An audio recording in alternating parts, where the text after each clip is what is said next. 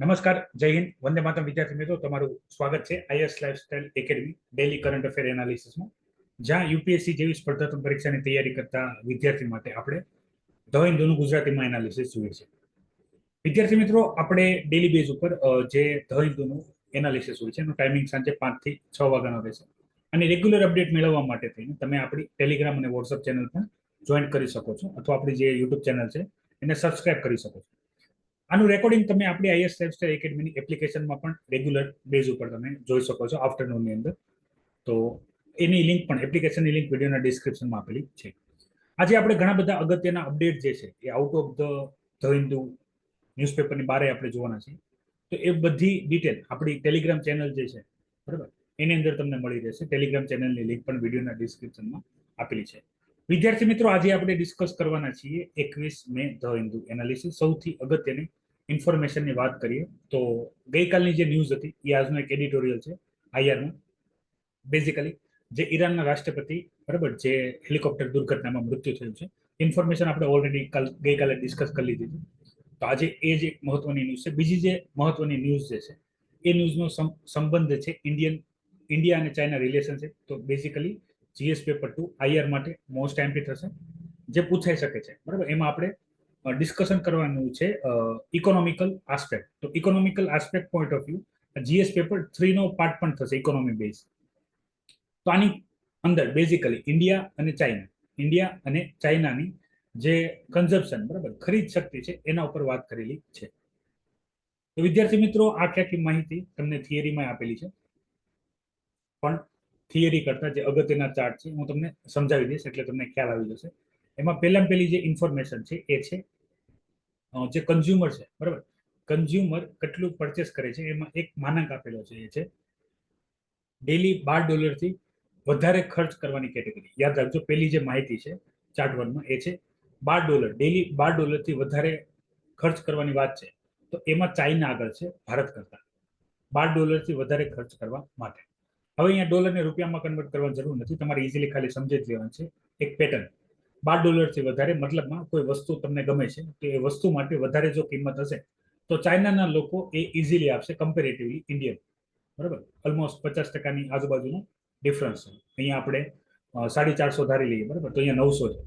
બીજું, $12 થી ઓછો ખર્ચ કરવાની વાત છે, મતલબ સસ્તું. કોઈ બે વસ્તુ છે, બે વસ્તુ સેમ વસ્તુ છે, પણ એમાં જો પ્રાઇસ ઓછી છે તો એ ખરીદમાં ભારત આગળ છે, બરાબર. એટલે બેઝિકલી કોઈ પણ વસ્તુ પરચેસ કરવાના કેટેગરીમાં ભારતીય જે ગ્રાહક છે, બરાબર, એ કમ્પેરેટિવલી ચાઇના કરતા પુઅર છે. મતલબ કોઈ વસ્તુ જો ક્વોલિટી છે એના પ્રાઇસ વધારે છે તો ચાઇનીઝ લોકો એને વધારે પ્રાઇસ ચૂકવશે, બરાબર, જ્યારે ભારતીય લોકો એ સેમ વસ્તુ સસ્તી હશે એ પરચેસ કરશે.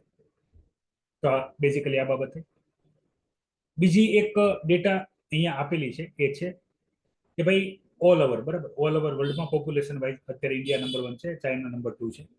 તો ગ્લોબલની માર્કેટની અંદર વાત કરીએ કન્ઝ્યુમરની અંદર, તો અત્યારે ઇન્ડિયા નંબર 1 છે કન્ઝ્યુમર માર્કેટમાં on the basis of population. મતલબમાં વિશ્વમાં પરચેસિંગ થતું હોય, મતલબ ગ્રાહકની વાત કરવામાં આવે તો પરચેસિંગ થતું હોય તો સૌથી વધારે પરચેસ કયો દેશ કરે છે તો એ કરે છે ઇન્ડિયા, ગ્લોબલી. આ બધા ગ્લોબલ ડેટા. એટલે ભારતમાં તો ભારતીય વસ્તુ પરચેસ કરવાથી છે, પણ ઇન્ટરનેશનલી પણ ભારતીય લોકો પરચેસ વધારે કરે છે. બીજા નંબર ઉપર ચાઇના છે.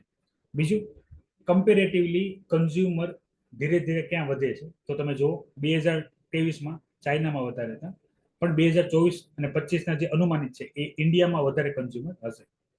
કન્ઝ્યુમર વધારે હોવાનો મતલબ અહીંયા તમારે એવું સમજવાનું છે ઇન્ડિયાનું ઇકોનોમિકલ ગ્રોથ થશે. ઇકોનોમિકલ ગ્રોથ થવાને લીધે લોકો પાસે પૈસા આવશે, બરાબર. ખરીદવાની વાત ત્યારે આવશે. ભલે ઘણા બધા તમારામાં યુવા હશે, ઘણા બધા કે જેને ઘણી બધી વસ્તુ ખરીદવી હશે, પણ એ વસ્તુ ખરીદવા માટે પર્યાપ્ત જે ધનરાશિ હોવી પડે, જે પૈસા હોવા પડે, જે મૂડી હોવી પડે, કેપિટલ હોવી પડે, એ નહીં હોય. તો એના માટે તમારે શું કરવું પડે? વેટ કરવો પડે. આ વાત થઈ ગઈ બેઝિક. હવે હું તમારી સાથે જે સૌથી વધારે અગત્ય ઇકોનોમીનો જે કોન્સેપ્ટ ચર્ચા કરવા માંગુ છું એ છે પીપીપી, પરચેસિંગ પાવર પારિટી, બરાબર. પરચેસિંગ પાવર પારિટીમાં ચાર્ટ 11 અને ચાર્ટ 12 નો ઉલ્લેખ કરેલ છે ચાઇના અને ઇન્ડિયાનો, બરાબર. તો પરચેસિંગ પાવર પારિટીમાં પણ ડેટા કમ્પેરિઝન આપેલું છે. તો ચાઇનાનું પરચેસિંગ પાવર પારિટી છે એ વધારે સારું છે કમ્પેરેટિવલી ઇન્ડિયા. હવે તમારામાંથી જે વિદ્યાર્થી ઇકોનોમી નથી ભણ્યા અથવા એને પરચેસિંગ પાવર પારિટી નથી ખબર, બરાબર, તો એ વિદ્યાર્થીઓને સમજાવવા માટે એક બેઝિક કોન્સેપ્ટ જે છે એ કોન્સેપ્ટ છે ઇન્ટરનેશનલી જે કોન્સેપ્ટ છે એ છે બર્ગરનો કોન્સેપ્ટ, બરાબર. તો બર્ગરના કોન્સેપ્ટમાં બેઝિકલી હોય છે શું?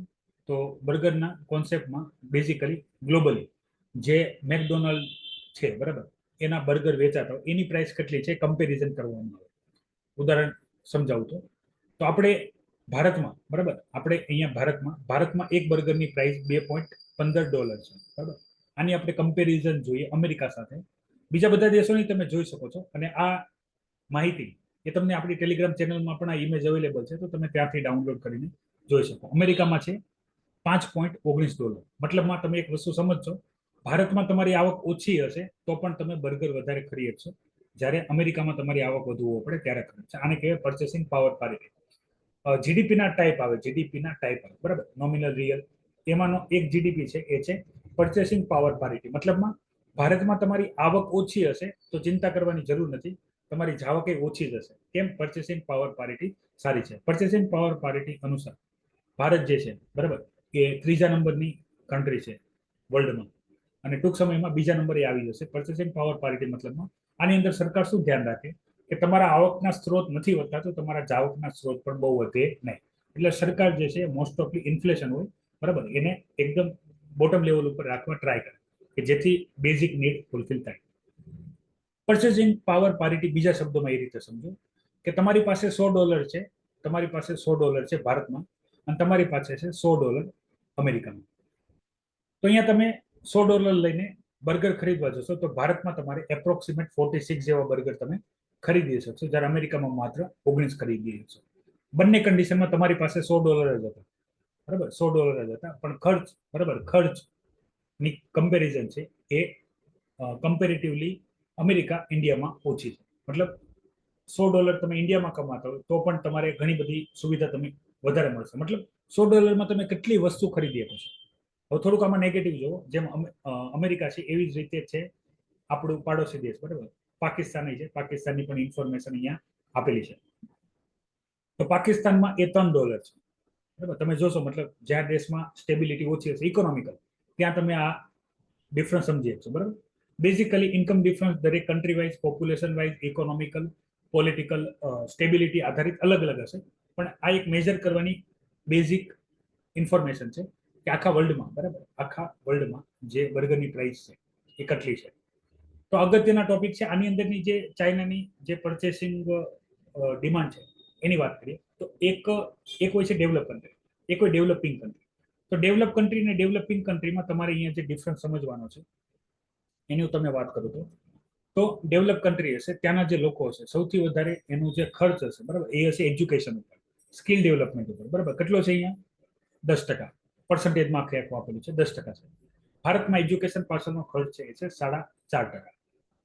બીજી કમ્પેરિઝન, ભારતમાં સૌથી વધારે ખર્ચ છે ફૂડ અને ટોબેકો ઉપર, એ છે 32.5.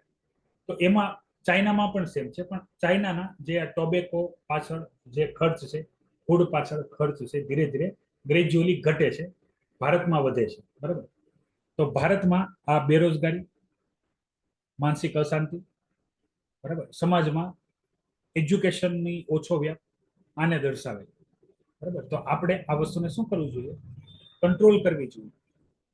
હાલાકી આ એક ડેટા છે, ડેટાના આધારે દેશ અને દેશના વાસીઓનું જીવનને આપણે અંકલિત ના કરી શકીએ, પણ આ ડેટા તમને આઈઆર માટે, કમ્પેરિઝન માટે કામ લાગશે. બીજું કામ લાગશે કોઈ વખત, બરાબર, પરચેસિંગ પાવર પારિટી વાળી વાત આવશે, બરાબર, ઇકોનોમીમાં ક્વેશ્ચનમાં, તો તમે લખી શકશો, બરાબર. હાલાકી પરચેસિંગ પાવર પારિટીમાં પણ ચાઇના આપણીથી આગળ છે, બરાબર, ચાઇના આપણીથી આગળ છે ભારત કરતા પણ સસ્તા દરમાં, કારણ કે ગ્રાન્ડ લેવલ મેન્યુફેક્ચરિંગ કરતું હોય છે એના લીધે થઈ. બીજો જ એક અગત્યનો જે ટોપિક છે એ છે employment provident fund organisation, EPFO, બરાબર, જેમાં તમે સામાન્ય શબ્દોમાં પીએફ એકાઉન્ટ તમે સાંભળેલું છે, જેને પ્રોવિડન્ટ ફંડ આપણે કહીએ છીએ. પ્રોવિડન્ટ ફંડ બેઝિકલી ગવર્મેન્ટે ઇનિશિયેટિવ શરૂ કર્યો હતો ફોર ઓર્ગેનાઇઝ સેક્ટર. ઓર્ગેનાઇઝ સેક્ટરમાં તમે સેલરી એમ્પ્લોય છો, બરાબર, તમારી સેલરી 15,000 કરતા ઓછી, બરાબર, ગ્રોસ કે નેટ કોઈ પણ, તો તમારે કમ્પલસરી પીએફ એકાઉન્ટ ઓપન કરાવવું પડે છે, જેની અંદર તમારા, બરાબર, એમ્પ્લોયી જે છે, બરાબર, જે નોકરી કરે છે એ અને જે કંપની છે બરાબર એ બંને પૈસા એમાં રાખશે. એ પૈસા ઉપર તમને સામાન્ય ઇન્ટરેસ્ટ મળશે બરાબર, એ ગવર્મેન્ટ નક્કી કરે. આપણે અહીંયા 7% લઈએ છીએ બરાબર, ઓલમોસ્ટ કોઈ વખત 7.5% એવું હોય છે, પણ 8%થી વધારે હોતું નથી.